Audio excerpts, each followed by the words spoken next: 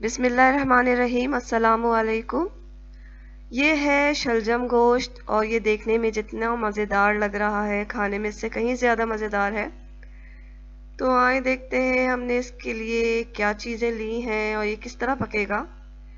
तो गोश्त आप चाहे तो बीफ ले लें, चाहे तो मटन ले लें। तो यहाँ गोश्त 1 kg लिया है मैंने। 3 पाव के करीब शलजम है, इसे काट के छील कर 4 टुकड़ों में काट लिया है।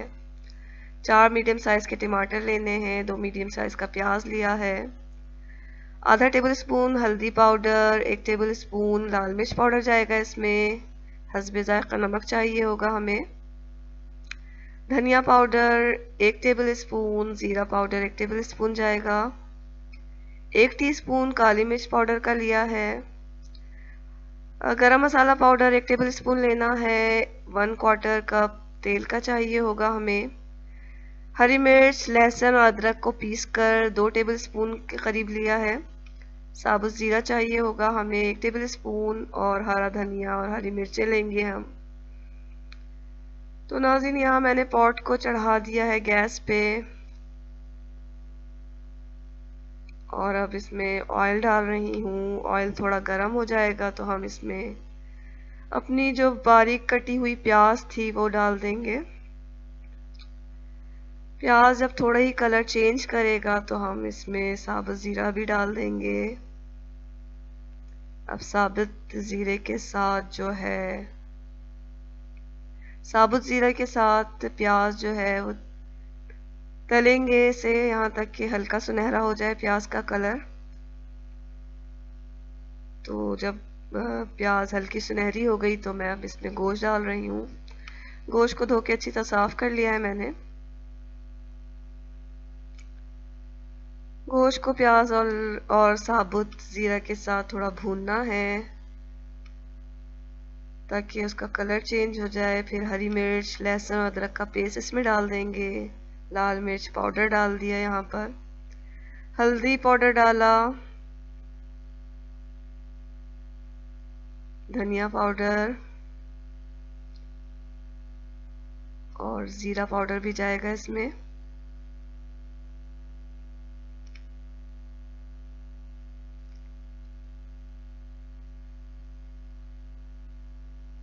अब काली मिर्च डाल रहे हैं। काली मिर्च को हल्का सा मैंने पीस लिया है।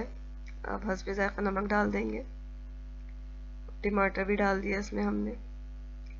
अब तमाम चीज़ों को डाल के हम गोश्त के साथ थोड़ा भून लेंगे और फिर गोश्त करने के लिए रखना है हमें। तो गोश्त की क्वालिटी पे होता है कि वो कब कितनी देर में गलता है। तो यहाँ मैंने 3.5 कप पानी डाल के 40 मिनट के लिए रख दिया है मीडियम फ्लेम पर और हमारा गोश्त ये 40 मिनट में गल जाएगा। तो जब गोश्त गल जाए, चेक कर लें कि गल गया है तो उसका पानी जो है खुश्क करके इसे भूनना है थोड़ा। तो हमारा पानी जो था गोश्त का वो खुश्क भी हो चुका था साथ ही गलने के साथ ही। तो हमने इसे थोड़ा भून लिया। अब अलग से एक पैन को चढ़ा के उसमें शलजम को हल्का सा तल लेंगे। तो यहाँ मैंने थोड़ा सा ऑयल डाला है, तकरीबन 2 टेबल स्पून के करीब। अब इसे हम शलजम को इसमें हल्का सा तल लेंगे। बहुत ज़्यादा नहीं तलना कि ना गलाना भी नहीं है, हल्का सा तल लेंगे। ये देखिए हमारी शलजम बिल्कुल तल कर तैयार है कि हम इसे गोश्त में डाल दें। तो अब हम इसे गोश्त में डाल रहे हैं और अब गोश्त के साथ थोड़ा भून के इसमें हमने पानी डाल दिया 2.5 कप के करीब। अब तकरीबन 15 मिनट तक हम इसे पका रहे हैं मीडियम फ्लेम पर। 15-20 मिनट में शलजम गल जाती है। तो शलजम जब गल गई तो मैंने इसमें ज़ीरा डाल दिया है, गरम मसाला पाउडर डाल दिया है।